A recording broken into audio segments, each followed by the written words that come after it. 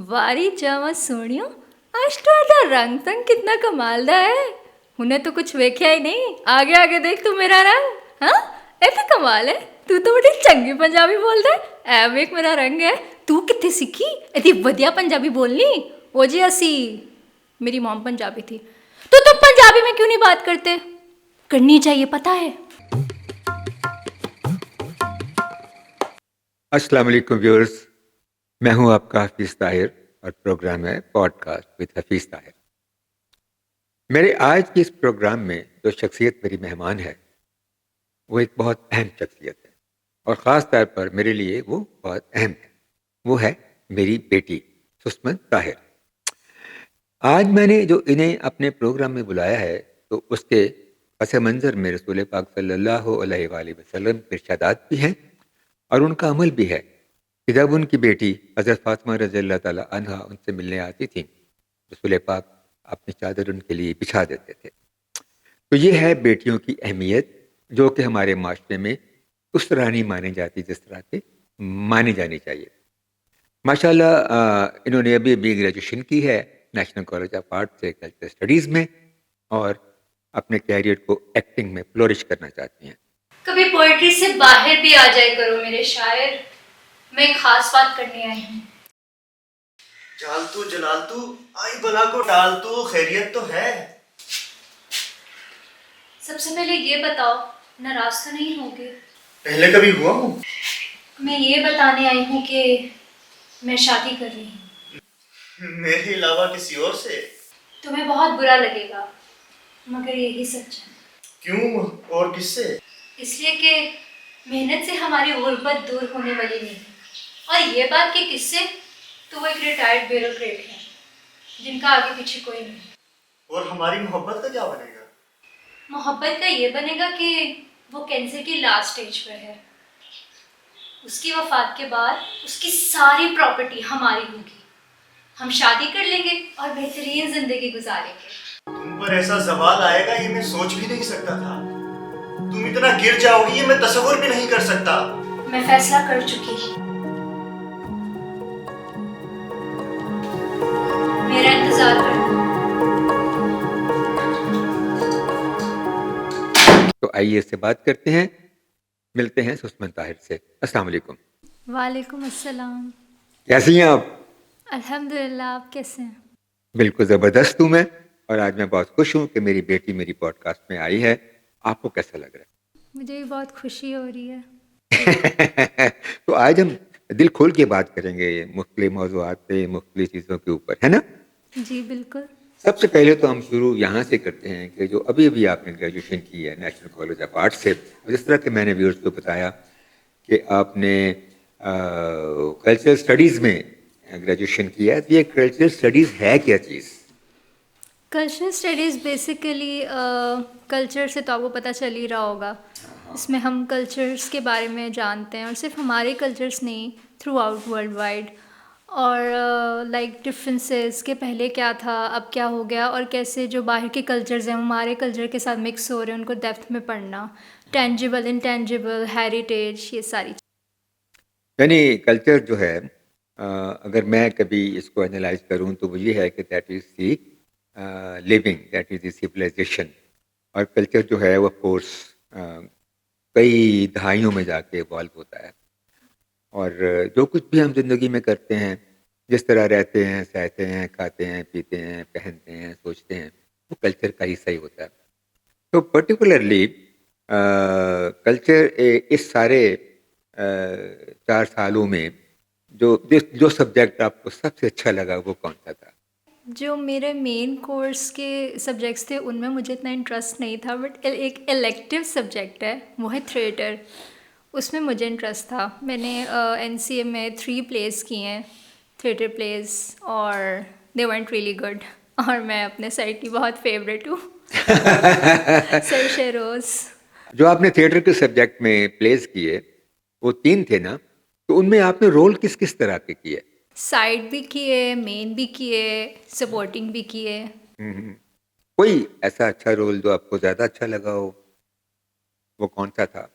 तबस्सुम नाम था उस कैरेक्टर का। हुँ, हुँ। और वो मतलब मेन हीरो की फियांसी होती है, उसका रोल किया था मैंने। मैंने देखा था वो ड्रामा और उसमें बड़ी ज़बरदस्त परफॉर्मेंस भी थी और एक बड़ा अच्छा रोल आपने किया। तो अगर हम आपके चाइल्डहुड में जाएं तो हम ट्रेस कर सकते हैं कि आप शुरू ही से अदाकारी करना चाहती थी और मुझे याद है कि जब आपने फिल्म देखी थी जब वी मेट करीना कपूर की, तो आप पे क्या हुआ, आप पे क्या असर हुआ और आपने क्या किया, ज़रा बताएं तो सही। बेसिकली जब मैंने फ़र्स्ट टाइम वो मूवी देखी, मुझे उसकी एक्टिंग, उसके एक्सप्रेशंस, सारा कुछ मुझे बहुत अच्छा लगा और तब से मेरी फेवरेट एक्ट्रेस है, मेरी आइडियल बन गई and I was like I want to be like her.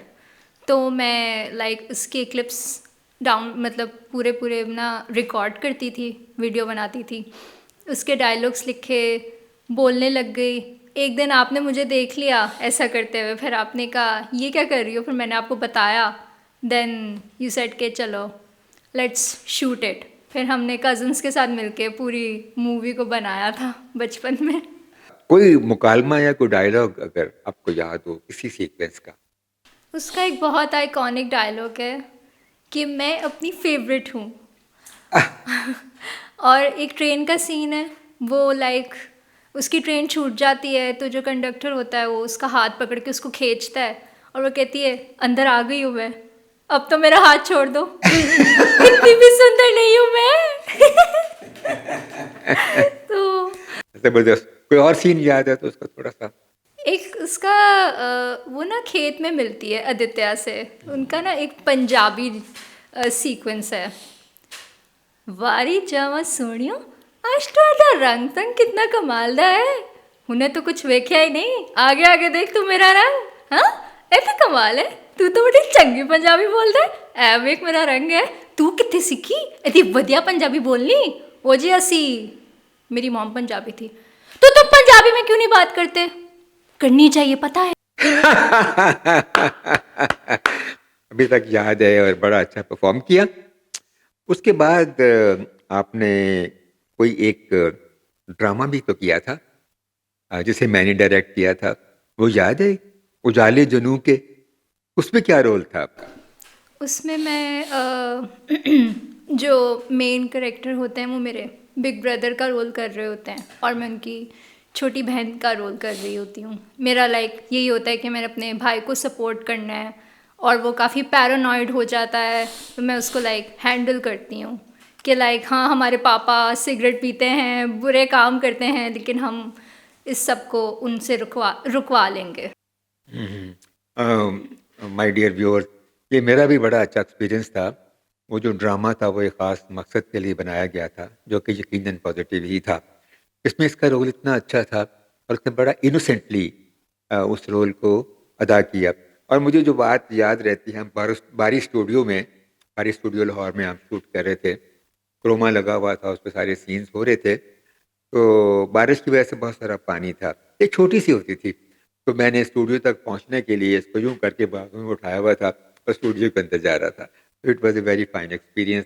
I still remember that little girl. अच्छा, अब आपकी स्टडीज़ की तरफ दोबारा आते हैं। अभी जो आपने एक थीसिस किया है अपने ग्रेजुएशन में, वो थीसिस क्या है, ज़रा बताइए।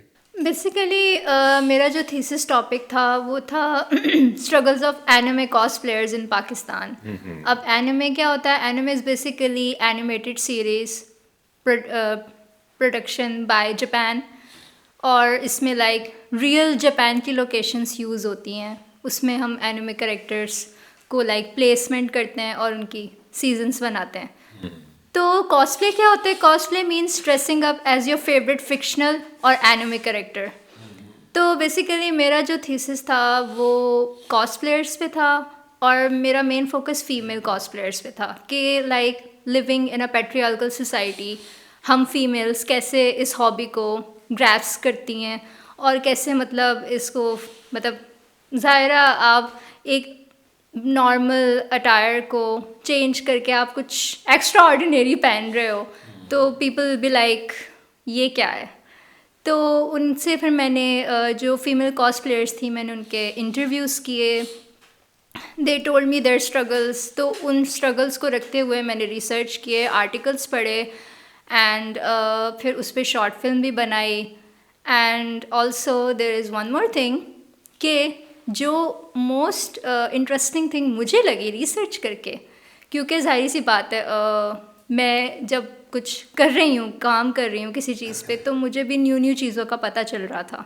तो मुझे एक चीज़ बहुत इंटरेस्टिंग लगी कि जो हिजाब पहन के कॉस्प्ले करती हैं वो किस तरह से मतलब अपने स्ट्रगल्स को हैंडल करती हैं.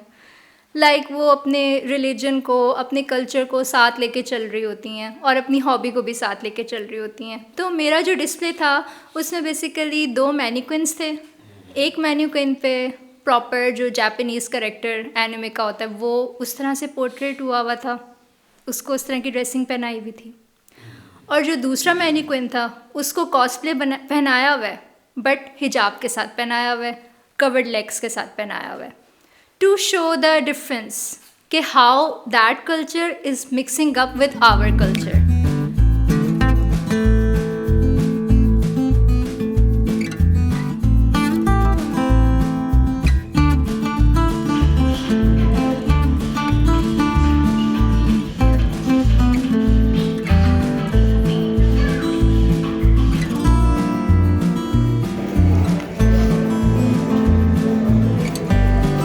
अस्सलाम वालेकुम. Thank you.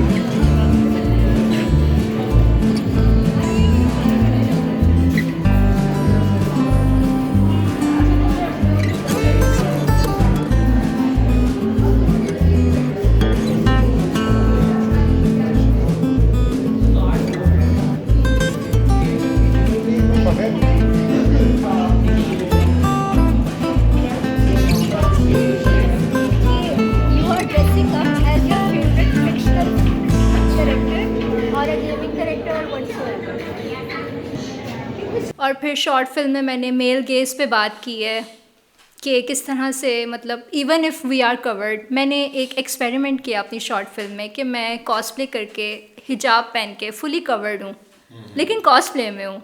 Obviously it's something that you don't see every day outside. तो मैं अपने लाइक मोहल्ले में इस तरह से वॉक किया एंड पीपल वर लाइक ये क्या पहना हुआ है, और अजीब से गेज़, टीजिंग गेजेस, और लाइक हंस रहे हैं, मजाक उड़ा रहे हैं. They don't understand. Even women, वो जो इनको इस चीज़ का पता नहीं है, वो भी इसी तरह से देख रही कि ये क्या पहना हुआ इसने. तो it was quite interesting. And मतलब मेरा ख़ुद का भी मतलब जो इंटरव्यूअर्स थे उनकी जो स्ट्रगल थी वो मैंने ख़ुद फील की इस एक्सपेरिमेंट को करके. तो या it wasn't a nice feeling to be honest कि लाइक आप पे सारी नज़रें हैं and they are not good, you know. तो लाइक कॉन्फिडेंस मेरा शैटर्ड हो रहा था वहाँ पे. हालांकि you were there, you were filming me, but I was still feeling insecure about myself because people were like what the hell are you doing. So it was like that. And मैं खुद भी एक cosplayer हूँ तो I can relate more. Viewers, मैंने इनके thesis की एक छोटी सी फिल्म भी बनाई थी, वो मैं आपके साथ शेयर करता हूँ ताकि आप इनकी बातों के साथ रिलेट कर सकें और जान सकें कि वो थीसिस किस किस्म का था.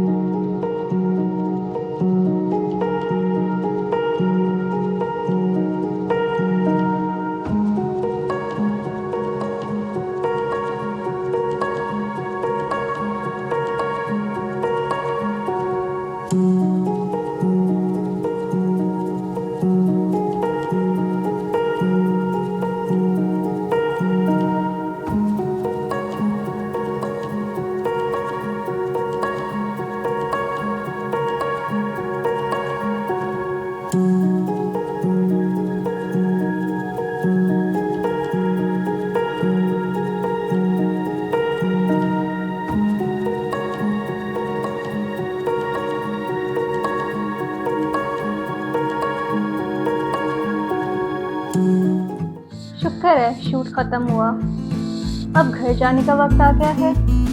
सोच रही हूँ ऐसे चली जाऊँ, मगर लोग जज कर सकते हैं।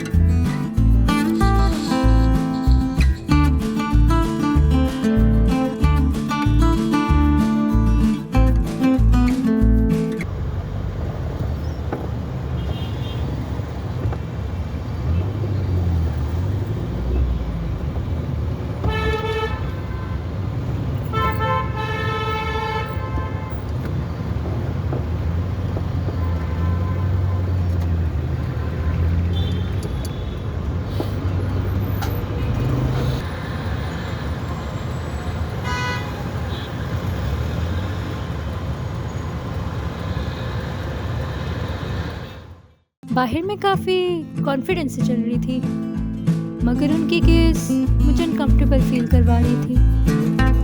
लेकिन जो भी हो, मैं कॉस्प्ले करना कभी नहीं छोड़ूंगी। One more thing, I would like to add the conclusion that I got from my research.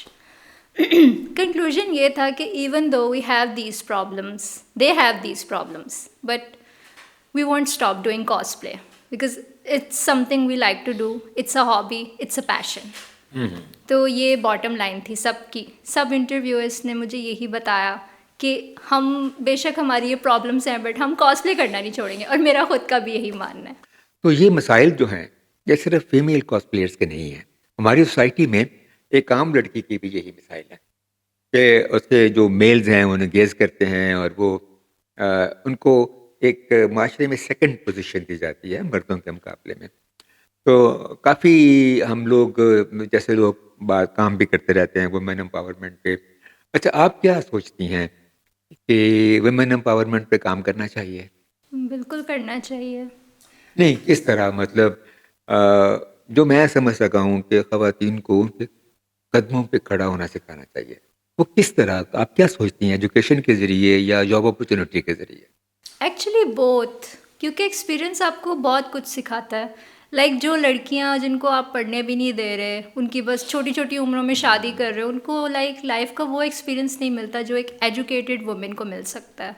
अब अपने एजुकेशन से आप फारिग हो गई, आपने ग्रेजुएशन कर ली और अपने पसंद के सब्जेक्ट में कर ली। क्या अब जी नहीं चाहता आपका कि आप जापान जाएं और इसी काम में एक्सेल करें और कुछ डिग्री वहाँ से भी लेके आएं? एक्चुअली आई वुड से कि जो जापान की लाइफ है ना वो बहुत कॉम्प्लिकेटेड है। वहाँ पे like living is not that easy. बहुत लकी लोग होते हैं जिनको वहाँ पे मतलब लाइफ गुजारने का मौका मिल जाता है, but it's not easy for everyone. So I see it as a tourist place for myself. I don't want to live there forever. I don't know why. I just feel like that. But what I want to do is that I want to excel in my acting career. And what I'm thinking that I want to go to UK and want to apply in Royal Academy. My God. Yeah, OMG. that's my dream. I don't know if it's gonna come true or not, but I still wanna try. ज़बरदस्त, ये तो बहुत खूबसूरत बात आपने की और अल्लाह आपको ये मौका दे और आप एक अच्छी एक्ट्रेस बने। उसके बाद भी तो आपने एक ड्रामे में काम किया था, वो ज़रा बताइए। जैसे स्टूडेंट का प्रोजेक्ट था तो पंजाब यूनिवर्सिटी के दीदापुर खून में आपने काम किया था, वो रोल क्या था और वो कैसा लगा आपको उसमें काम करना? इंटरेस्टिंग एक्सपीरियंस था। मतलब मैंने पहली दफ़ा ऐसा रोल किया था कि लाइक मैं किसी की वाइफ हूँ और वो मुझसे एज में बहुत बड़ा है, and I am like a person with a lot of ambitions and dreams, but my husband is just a normal person जैसे। तो लाइक वो मेरे ड्रीम्स को नहीं समझ सकता इतना प्रॉपर, लेकिन एंड पे वो समझ जाता है तो एंडिंग अच्छी हो जाती है, लेकिन उसके लिए अच्छी नहीं होती, लड़की के लिए अच्छी हो जाती है। आपने रेडियो के लिए भी तो काम किया, वो कैसा एक्सपीरियंस रहा आपका?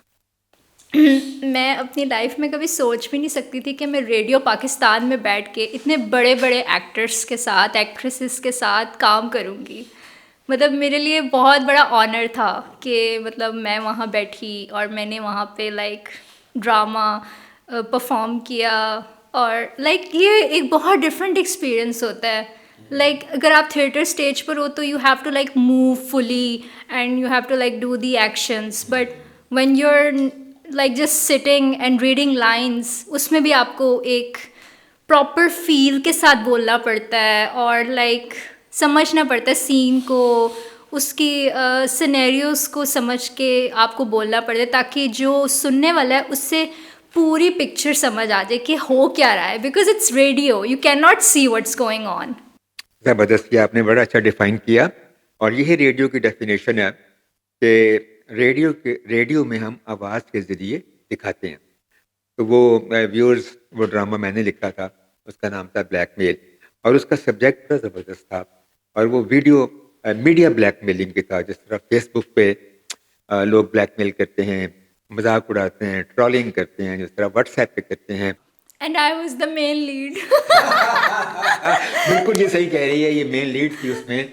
आपने बताया कि आपने किस तरह एनसीए में पढ़ा और कौन सा सब्जेक्ट आपका फेवरेट था, अदाकारी की बात भी हुई।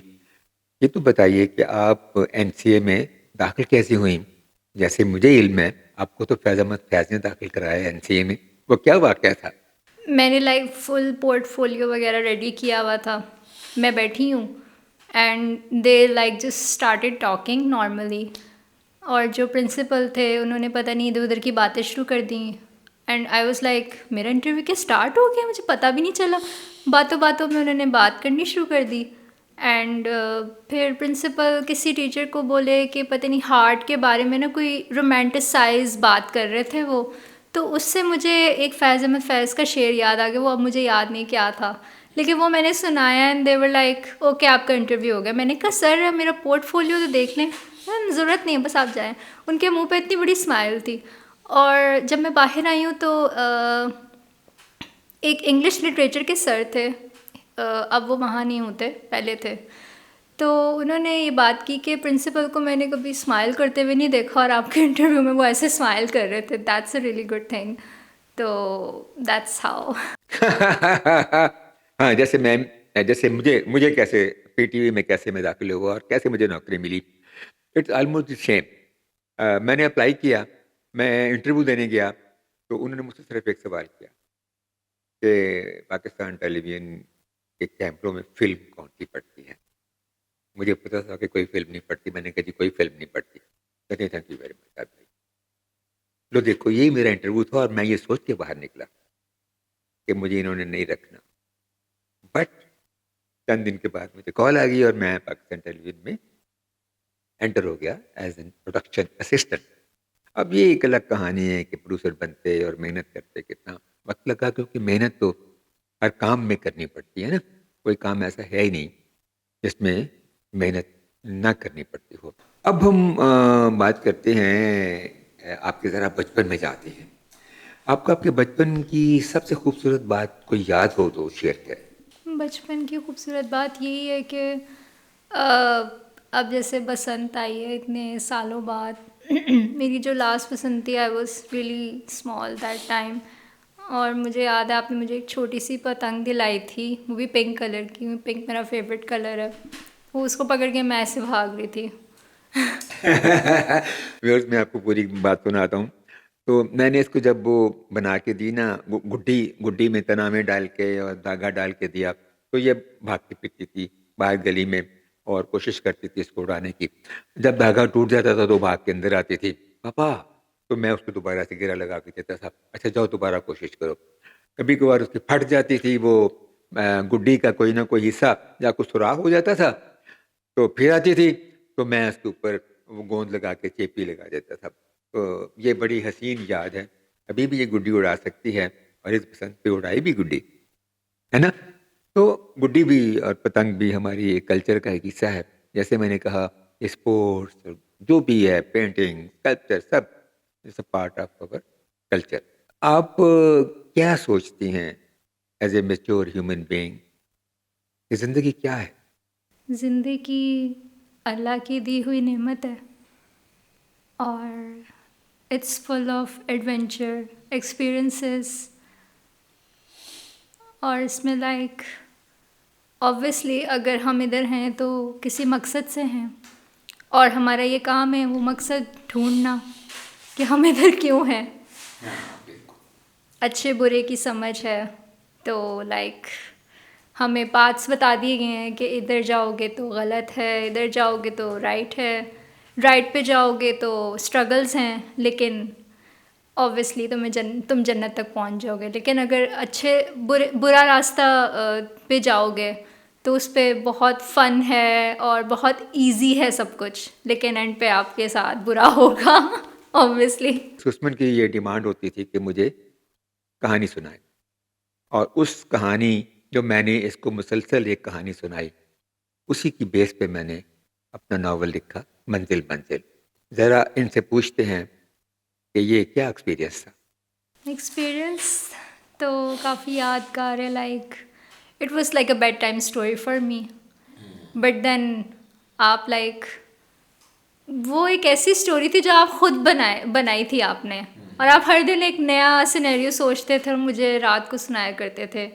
फिर एक दिन मैं बड़ी हो गई और आपने वो स्टोरी बिल्कुल लाइक उसका क्लोजर कर दिया, एंड देन यू थॉट के let's write a novel about it, so you made a novel in the name of us children. तो मैंने वो नावल लिखा, और उस नावल पे बेस करके पाकिस्तान टेलीविज़न ने एक सीरियल बनाई, और व्यूअर्स उस नावल पे मुझे बेस्ट फिक्शन राइटर का अवार्ड मिला पाकिस्तान राइटर्स गिल्ड से। तो बाज़ औक़ात हम एक काम सिंसियरली शुरू करें, भले अपने बच्चों के लिए शुरू करें, तो उसका कोई ना कोई अच्छा नतीजा ज़रूर बरामद होता है।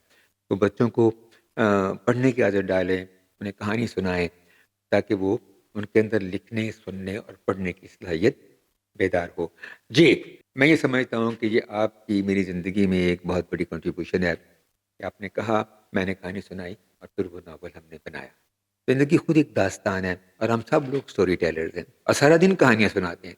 इवन इवन लड़कियाँ जो चुगलियाँ करती हैं, वो भी तो कहानियाँ होती हैं। सिर्फ लड़कियां चुगली नहीं करती, लड़के भी करते हैं, दोनों करते हैं। दोनों एक जैसे ही, दोनों एक जैसे ही हैं, कोई कोई नहीं है। लड़कियाँ हों या लड़के हों, दोनों चुगलखोर होते हैं, अजीबतें करते हैं एक दूसरे की। म्यूजिक भी तो कल्चर का एक हिस्सा है। आपको किस तरह का म्यूजिक पसंद मैं हर तरह का म्यूज़िक सुन लेती हूँ सिवाय रैप के। है? हर तरह का म्यूजिक सुन सकती हैं, लेकिन अच्छा होना चाहिए। Yes absolutely. चाहे अमेरिकन म्यूजिक हो या जापानीज म्यूजिक हो या पाकिस्तानी म्यूजिक हो, लेकिन वो अच्छा होना चाहिए। और फिल्में किस तरह की पसंद है? I am a romantic person, तो मोस्ट ऑफ द टाइम मुझे रोमांटिक फिल्म्स, रोमांटिक नॉवेल्स, इनमें इंटरेस्ट होता है। इवन इवन गेम्स भी मैं रोमांटिक ही खेलती हूँ, वो होते हैं visual novels, anime visual novels. अच्छा, लेकिन मुझे एक बात का पता है कि आपको एक सोप बड़ा पसंद है, फ्रेंड्स। यस, वो क्यों पसंद है? इसकी कोई वजह बता सकती हैं? It's one of the best. और लाइक आप बोर हो रहे हो, सैड हो रहे हो, लाइक गुस्से में हो, फन करना चाहो, वो किसी भी मूड के साथ आप देख सकते हो। और वो लाइक सीज़न ऐसा है कि आप उसको बिंज वॉच कर सकते हो, और मैंने बहुत दफ़ा देखा उस सीज़न को, और अभी भी देखती हूँ। I don't think I can stop watching it ever. ज़बरदस्त, मुझे भी वो बहुत पसंद है, लेकिन वो आप ही के कहने पे मैंने देखना शुरू किया था।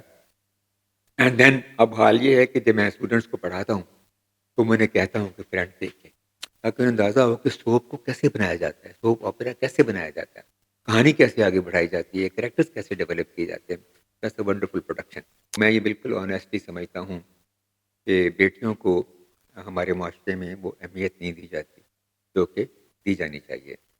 और मैं इससे फ़ख्र करता हूँ कि मैंने अपनी बेटियों को अपने बेटे के बराबर मुकाम दिया और जगह दी, और उतने ही मौके दिए पढ़ने के और आगे बढ़ने के जितना मैंने अपने बेटे को दिए। तो मेरा ख़्याल है कि ये ऐसे ही सब लोगों को करना चाहिए। आपका क्या ख़्याल है? बिल्कुल ऐसे ही करना चाहिए। इस नोट पर मैं अपने पॉडकास्ट का इख्तिताम करता हूँ और दुआ करता हूँ आपके लिए कि अल्लाह ताला आपको अच्छी ज़िंदगी दे और अच्छी ज़िंदगी गुजारने के मौके अता फ़रमाए, आपको माशरे में एक अच्छा मुकाम दे और आपका मुस्तकबिल रोशन करे।